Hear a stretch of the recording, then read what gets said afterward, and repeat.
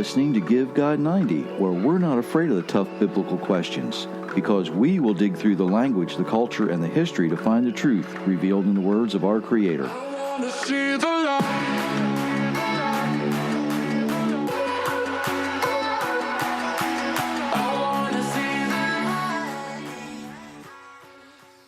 Hello, everyone.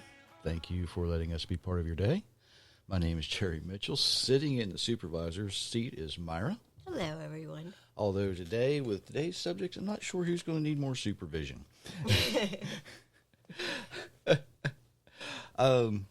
We appreciate each and every one of you. If you're new here, please check out our website. Look at the videos. If you are so inclined, there's books available. And if you like what you hear, there's like buttons and share buttons. They bump us up in the algorithms. The notifications do the same thing. If you like what you hear, chances are your friends need to hear it, your neighbors need to hear it, and your enemies really need to hear it. More on that later.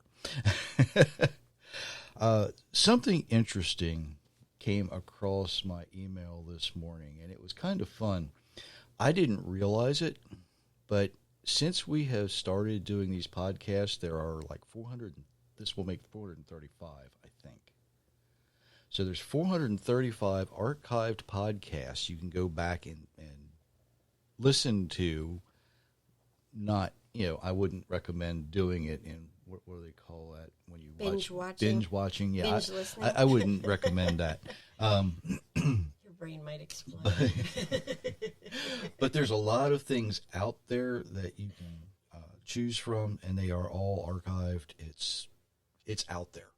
So because we've got so much going on today, I want to jump right in.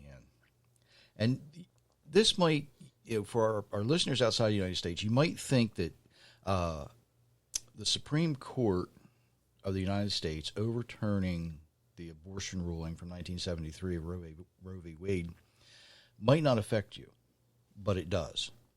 It maybe not directly, but indirectly. More on that in a little bit as well. So now what do we do? What comes next? What's out there? What happens? Now that this has been decided, what's going to go on? Well, maybe we should start with a short civics lesson in U.S. civics, U.S. government.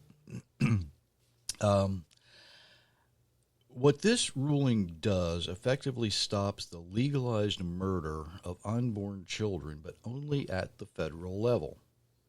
In the United States, the 10th Amendment to the Constitution basically says that anything that is not specifically mentioned in the Constitution, the individual states are empowered to choose and decide. Now, because each state is its own separate sovereign entity, it can choose, each particular state can choose to make abortion regulations on their own. Now, some states have already chosen to outlaw abortions, and there is contained in those laws a provision that if a pregnancy will cause due harm to the mother, it may be terminated. But a short side note here is that we have enough information now to understand and realize that if the pregnancy has the potential to cause harm to the mother, it's most likely not a viable pregnancy, meaning the child would most likely live to full term anyway. And it would be kind of impossible if the mother died in the process, right? Right. So, there are things there that, you're not, okay, you're not going to die if you don't get an abortion if you seek proper medical help. And I don't mean some buddy who slept at a Holiday Inn last night. I mean a legitimate medical service. Each of the 50 states now has the authority to choose locally if they will allow the murder of children. In some states like California and New York most likely will. The state we currently live in Delaware, probably will, because it's a very liberally controlled state, even though the area we live in is primarily conservative. the area of Wilmington, which is kind of like Chicago East or South Philadelphia now, they have more people, so they basically tell us what to do. And they will probably legalize murdering children. Others, may not. But even in Delaware, it might be difficult. And here's the reason why. It's really, really easy. If something is legal at a federal level for the authorities or the people we elect to represent us, it's really easy for them to say, well, it's legal federally.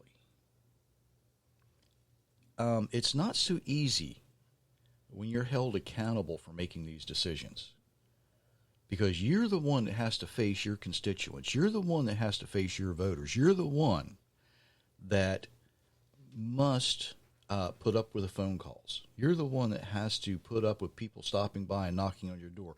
Locally, we have that right in the United States. The United States is not a democracy. It's a democratic republic.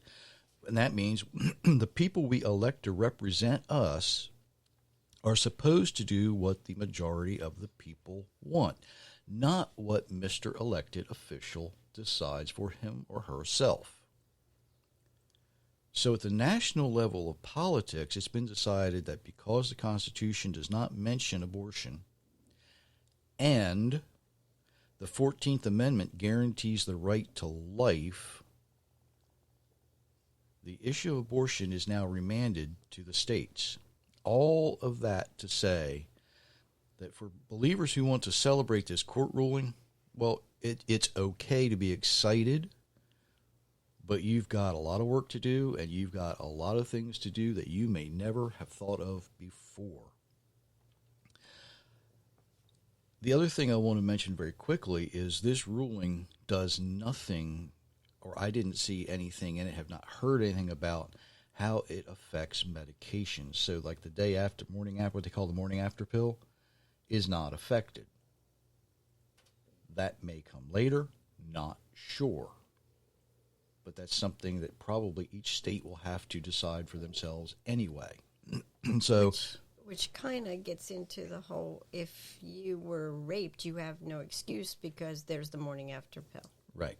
So don't throw that at anybody because, now I was raped and now I'm stuck. No. There's that. So there are provisions provided for a lot of things. I wasn't going to mention this, but in the United States, we are allowed to own firearms. And there's a lot of people out there, there's some viral pictures and videos about, guns have more rights than my uterus. Well, no, because your uterus doesn't have a right anyway. It's yours. And here is something that might surprise you. In the United States, women can own guns. But men are not born with a uterus. Yeah, I know the difference. I worked for a long time in large animal reproduction. I know how it works. Okay? I know how it works. But getting back to how believers are to respond to this. Well, primarily, and let's start with this, okay? I know that the pro-choice folks are upset. But the pro-life people don't wave this victory in the face of others. Okay? You don't go knock on your neighbor's door and say, "We won." That's not the proper response. You don't fan the flames of hostility. Listen to some of these verses that Myra's going to read for us. Proverbs 25:21. If your enemy is hungry, give him food to eat. If he is thirsty, give him water to drink. Exodus 23:4-5. If you encounter your enemy's stray ox or donkey, you must return it to him. If you see the donkey of one who hates you, fallen under its load, do not leave it there. You must help him with it. Matthew 4:44 and 45.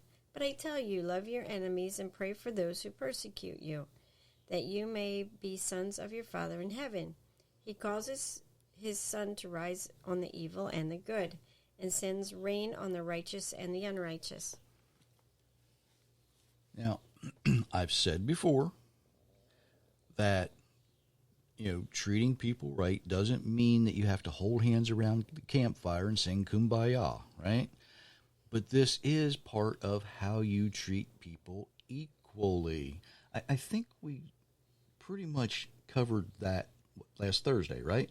Right. So go back to last Thursday's podcast. It's in the archives. Listen to that, and you'll hopefully understand what it means about treating people equally if you didn't hear that. When it rains on everybody. Everybody gets wet. Some people may have enough intelligence to use an umbrella or a raincoat, but you know what I mean, right? When it rains on the righteous and the unrighteous alike. So don't think that just because you are enjoying this victory that it's all about you. Because we have the responsibility to be gracious in our victory. So let's get down to some nitty-gritty stuff. What is the proper responsibility? What is the proper response for us other than to be gracious, other than to just go through some of the motions of enjoying a moment? Well, believers have a responsibility to protect innocent life, and it doesn't stop there. Once you have defended that life and protected the innocent, you're now responsible to help care for it. In a manner of speaking, it doesn't mean you have to go physically care for a child, okay? But sorta, maybe. Many of the younger women who chose to abort their children did so because they didn't see any other option. They were confused, and we'll get into some of the other feelings later, but they didn't understand they had options. Believers in the United States need to work together. And one of the first things we should be doing is making adoption not only easier, but a viable and known option. Let me say that again. We need to make sure adoption is easier. Many U.S. citizens go overseas to adopt children. We know people who have done that. Yeah, we do.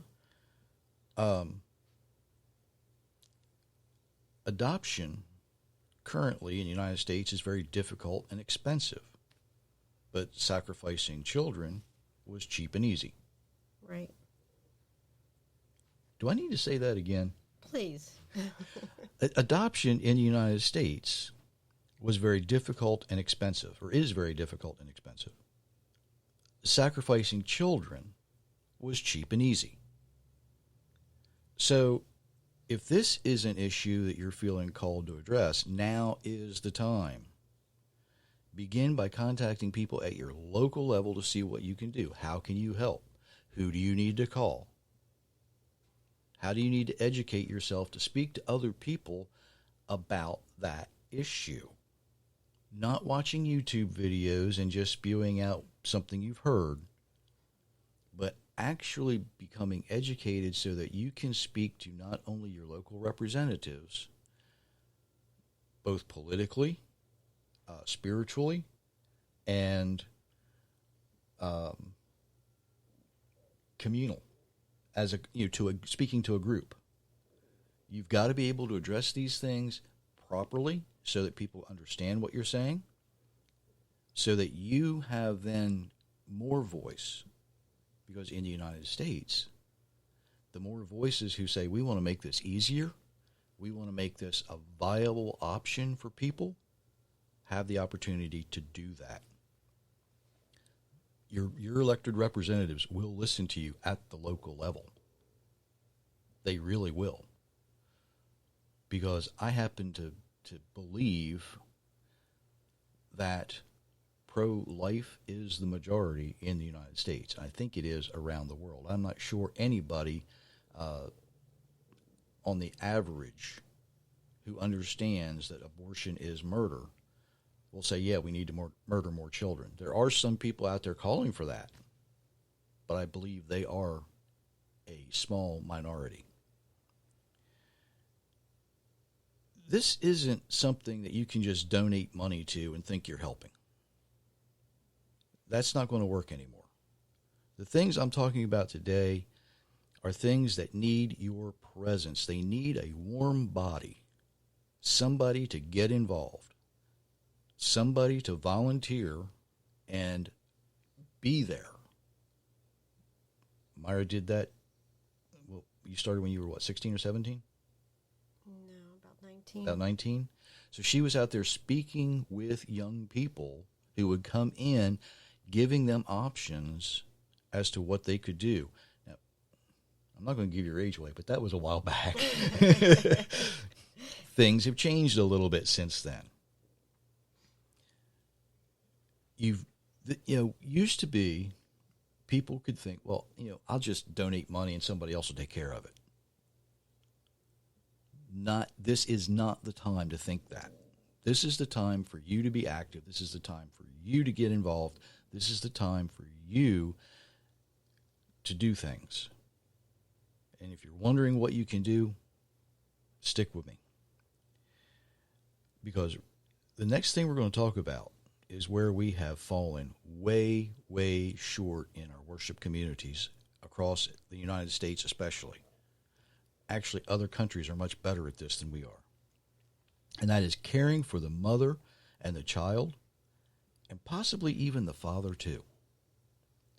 A lot of worship communities are willing to give out, a free meal, or, they'll give diapers, maybe they'll give food, maybe even a gas card or a grocery store card where, they go and they can get some of the things they need. That's a short-term patch. Cover-up. That's a cover-up. Mm-hmm. It's not giving these people the help they really, really need. There's a lot of people with individual needs, and a generic one-size-fits-all patch isn't going to work anymore. And we can thank the ignorance of many church doctrines and traditions. Young unwed mothers are left abandoned by their families and even their church communities sometimes. I'm having a hard time explaining that one, but it comes from the ignorance sometimes of parents, the ignorance sometimes of friends and neighbors, well, so-called friends and neighbors. They see a young pregnant woman and say, well, we know what you've been doing. You've been a bad girl. You know that from experience, right? Yes. Sometimes parents look at a child who's done something and they don't want to face the embarrassment. So rather than face the embarrassment of something that's happened, they will ostracize that young person. They will kick them out. Let them fend for themselves. They've got to grow up sometime, right? Mm-hmm. Young unwed mothers that are still in high school. Yes. I know a woman that used to take care of young girls that were in high school. She let them live with her, mm-hmm. and she helped them get through high school and then help make them, what'd she say, a adult that could go out and live on their own. She taught them how to work. Wait a minute. She got involved? Oh, yes. What a concept. Mm-hmm. Wow. Something else that parents like to do is they will force these young people to get married because it's the right thing to do. Well, it's not always the right thing to do. Well, neither is actually having sex outside of marriage, but Right. you know, that's a different story. That's something that's always going to happen. We're human. That's not an excuse, it's a fact. Because of that, you're always going to have these situations. You know, I can say it this way. Young people being sexually active is typically a bad decision, right? Maybe if people were more involved, if the proper people were more involved in their lives, we can get them off the bad decision roller coaster and actually instruct them in the way that they should go. Proverbs 22:6, I think. You know where I'm going with that, right? I hope. See, younger women who may no longer have killing their children as an option are going to find themselves confused and worried, probably misinformed, and I don't know how many other emotions they might have. I'm not female. You have insight on this? Am How I long on? do we have for that list? How long do you want to take? But it's not that they don't want to do the right thing most of the time. They just don't know how. They find themselves in a situation, and many of them don't know who to turn to, not sure if they can turn to a parent. They might have been raised in a home where this isn't done. Maybe mom or dad is, if they're present, they might be an influential part of society, and you're not going to embarrass me.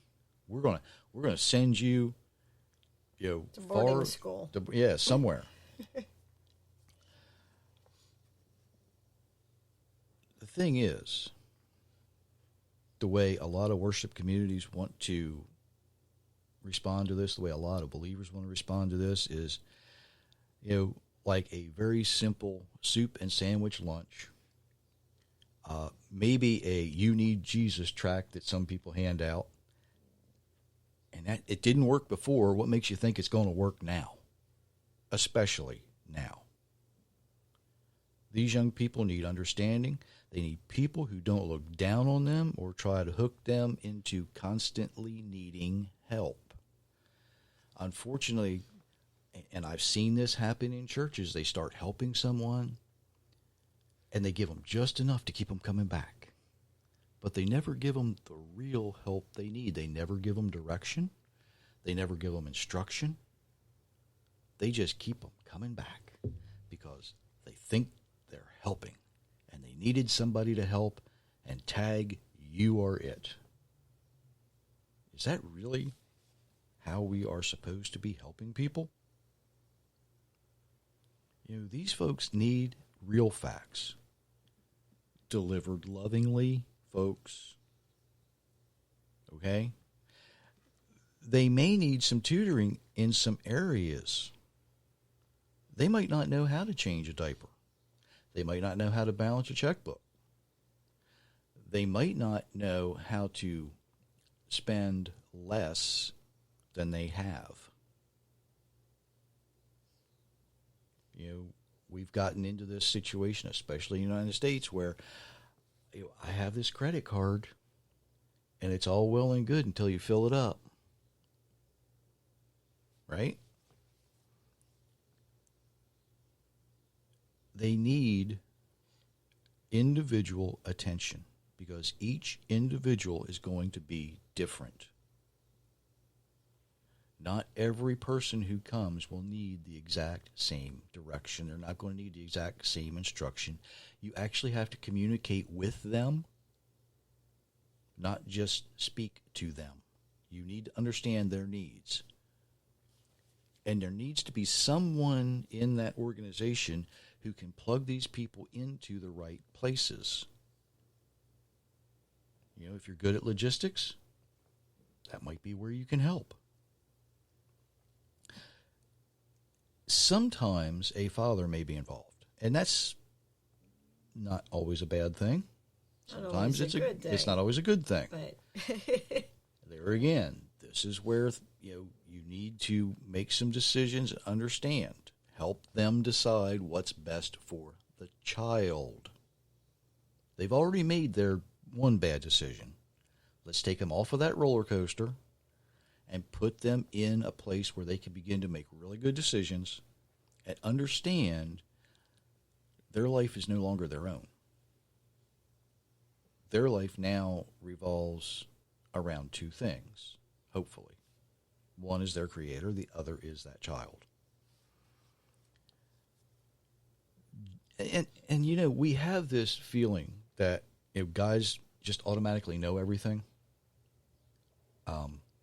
We don't always know everything, just saying. There's things out there we don't know, especially when we're young, especially when we're in a situation where everything's moving at warp speed in our minds, and it's moving maybe at glacial speed in reality. So making sure that, and I'm sure mothers have the same problem, right? yes. Okay. So we need to make sure that sometimes we address these things appropriately, sometimes as individuals, sometimes as a family unit. And I'm not talking about counseling. I'm saying we need to prepare these people for the reality that they're about to face. That can be scary for some people. And many of these young people may need the exact same help as we think of when we are helping orphans. Probably never thought of it that way, have you? Just exactly, though, what is an orphan in the Bible? Do not cheat a widow or an orphan. If you do, they will cry out to me for help. I certainly will hear their cry, and I will be very angry and kill you in war. Then your wives will become widows, and your children will become orphans. Exodus 22:22 and through 24. So, now that's the International Children's Bible. But what is an orphan? Typically in the United States, we think of an orphan as someone with no mother and father, right? Right. That's not the biblical definition. Surprise. Language, sometimes translations do not do us any favors. The Hebrew word yatom is typically translated orphan, but it actually means fatherless. Now, I just said sometimes the father's in the picture, right? Was his father in the picture? You might be attempting to address young people who had no fatherly direction, who don't understand what it means to be a dad, who don't have an example, who looked at maybe some entertainment television situation comedies and think that I don't know, take a pick. Was it Cliff Huxtable or Bill Cosby? They might think that's the way a dad should be. Others might think it's Al Bundy from Married with Children. Others might have other ideas of what a father should be because theirs wasn't there. What we're really challenged with is how to help a complete family unit in some cases, and we might be dealing and attempting to help a fatherless family. That sounds kind of strange, doesn't it? It does. But that's what we're looking at. That's the things you have to be ready for. That's the things that we haven't been doing so far. We've been stepping back. When you ask people today, are you helping the orphans? Oh, yeah, I donate money to this place over in somewhere. Pick a nation. That's not what we read in Exodus. Not at all. The word cheat in this passage is another bad translation. It says, don't afflict widows and orphans. Now, the word afflict here means to be brought low. It means to lower someone's self. Not always financially, but spiritually, emotionally, and sometimes physically. Don't drag them down. Don't create a situation where they are dependent on you. Didn't I just say something about that? Yes. Don't create a situation where they have to keep coming back to you day after day, week after week, month after month for the same help. Make them independent of you. Exactly. Now, more mature persons are still going to be affected by what's going on here. And they're going to have some of the similar issues, and some are certainly going to be different in a weird kind of a way sometimes. They have, more mature people who've been out in the workforce. Maybe they're in college still, but they're still going to be affected by this. And it's going to be, you're going to have to address this differently, again, as individuals. One of the things that I see churches sort of trying to do and not being very successful at is providing child care. And I'm not understanding this situation. They realize they have people in their worship communities who need child care, but instead of looking at it as a ministry, they're looking at it as a business.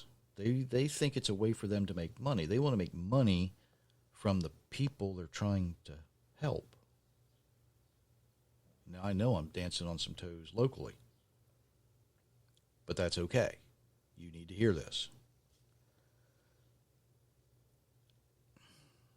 Maybe it's time for smaller churches to get into some child care.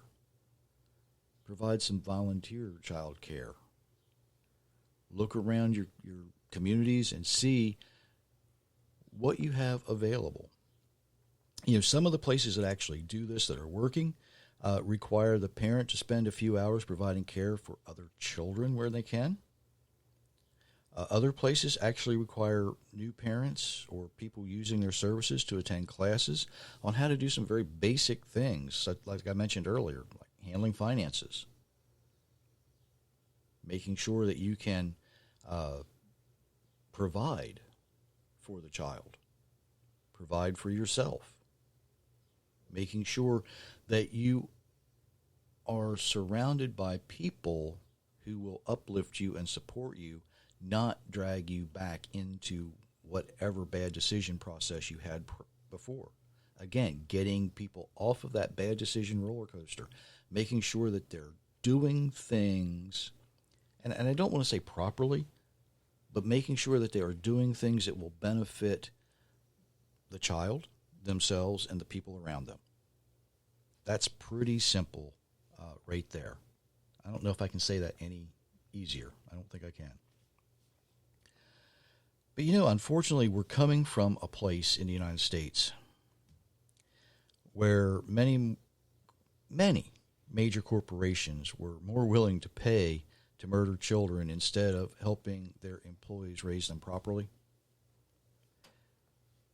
Yesterday, well, let me just say this. There were Dick's Sporting Goods, and I'm going to mention them by name because this is fact. In 2018, Dick's Sporting Goods stopped selling certain firearms. And their words were they want to save the lives of children. Yesterday they announced, guess what? Oh, we'll pay for your abortion. Huh? So on one hand, they're trying to save children's lives, and on the other hand, they're murdering children. Can somebody please explain this to me logically? Because there's no logic here. They're trying to pass an agenda. They're trying to pass an agenda. Primarily, their agenda is greed, because if you have a child, you're out of work now in the United States for up to 90 days. And they have to pay for it. Again, sacrificing children is cheap and easy. Easier than holding your spot for the 90 days till you come back to work. Exactly. Believers should be willing to step up. You were convicted enough to celebrate this victory.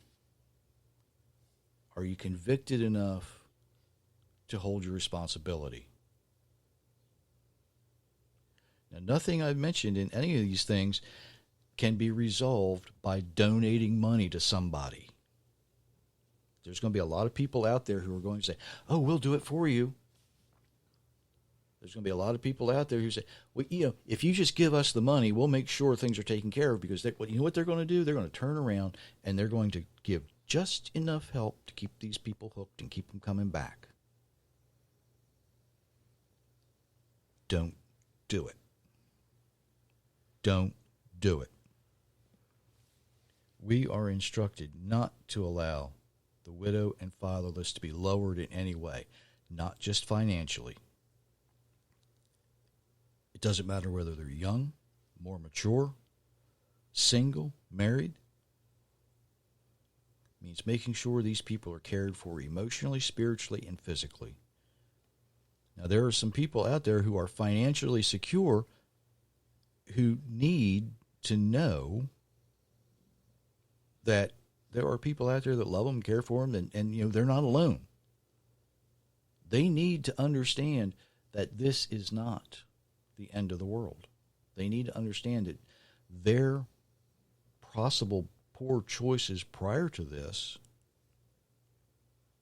doesn't have to continue. They can begin making wiser, better choices. We see all the time people who can't have children want children. We have family members who have adopted. But here's the thing. If you want, even if a single parent, even if a single person wants a child, they want someone to care for, it's very difficult for them to do that. While at the same time, there have been and will continue to be other people out there who are willing to sacrifice their children so that they're not inconvenienced, so that they don't become a stereotype. So pick a reason. It doesn't matter. It's time for believers to be more involved. It's time for them to accept some personal responsibility. Are you good at handling your finances? Offer to teach other people how to do it. It's not rocket science. Are you good at caring for children? Offer to help a new mother who might not have had anyone to teach her how to do that.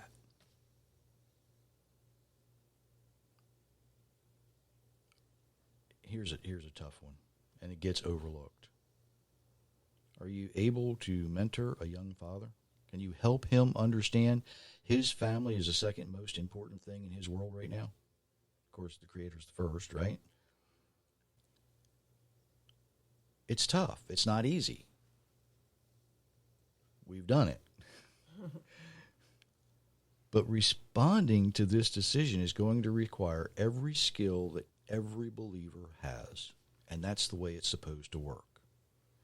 And that means speaking from a lobbying standpoint.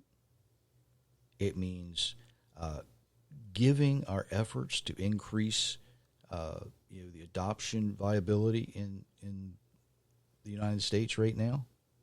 teaching new parents who may not have had any support prior, mentoring new fathers. Now, I've been speaking mostly about the folks in the United States.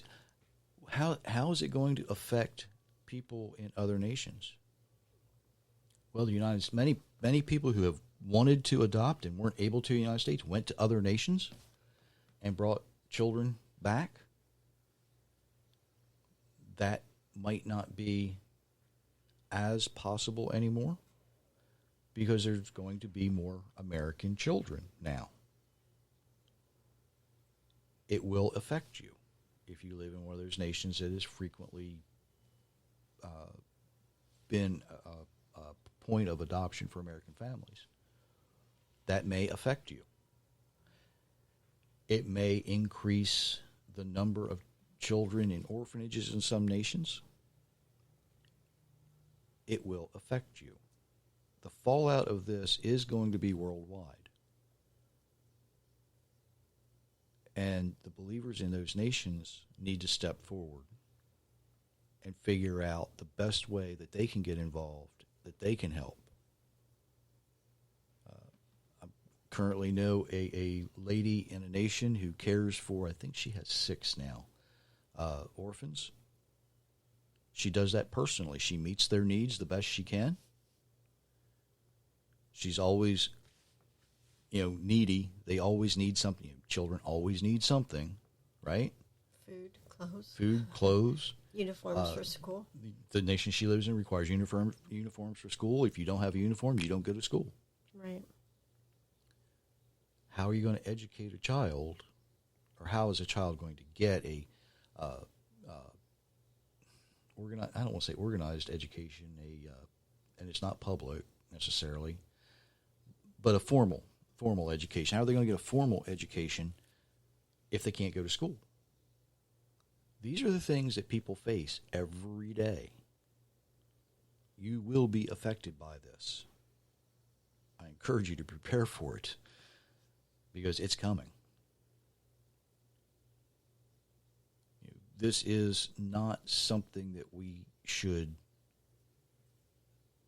we should celebrate the life, giving of life, saying that, no, you don't have, in a nation where our Declaration of Independence says that we have the right to life, liberty, and the pursuit of happiness, no, we shouldn't be murdering children when even in the Constitution it says we have the right to life. A lot of people like to use the preamble and talk about the welfare. The preamble of the Constitution has never been used in a court case successfully. But the 10th Amendment has, especially with the decision the other day, whenever it came out. So as we look at these things worldwide, it's going to affect everyone. We need to be prepared. We need to be willing to do our part. These young ladies and gentlemen and the children need your help. Don't just think you can throw money at this situation. That's not going to work. Get involved.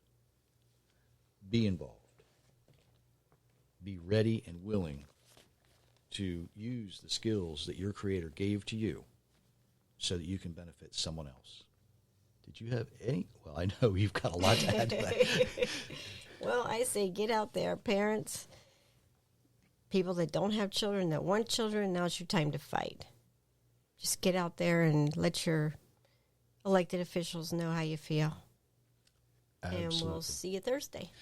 Absolutely. Until then, many, many blessings, everyone.